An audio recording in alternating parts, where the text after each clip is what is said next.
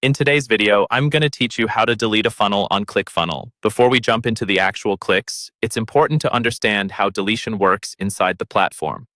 In ClickFunnels 2.0, when you delete a funnel, it doesn't immediately vanish forever.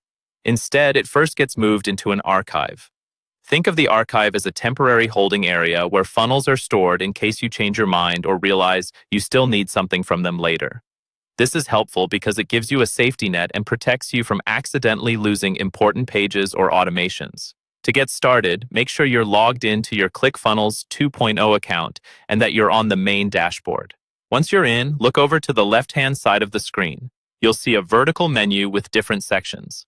In that sidebar, find and click on the option labeled Funnels. This is where all of your existing funnels are listed, and it's the central place you'll manage, edit, or remove them.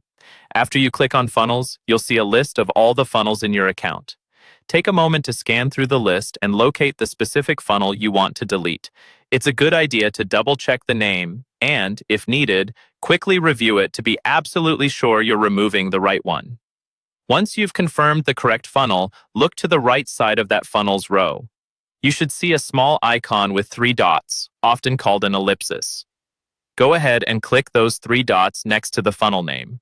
This will open a small drop-down menu with several options related to managing that funnel. From this menu, you're looking for the option labeled Archive. Click on Archive to move the funnel into the archive area.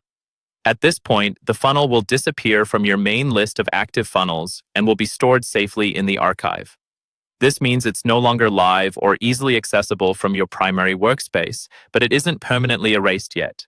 If you ever realize you archived the wrong funnel or you need to restore it, you can head into your archived section within ClickFunnels and bring it back. And that's all there is to it. By following these simple actions, you can quickly clean up your funnels list, stay organized, and still keep the option to recover a funnel later if you need to.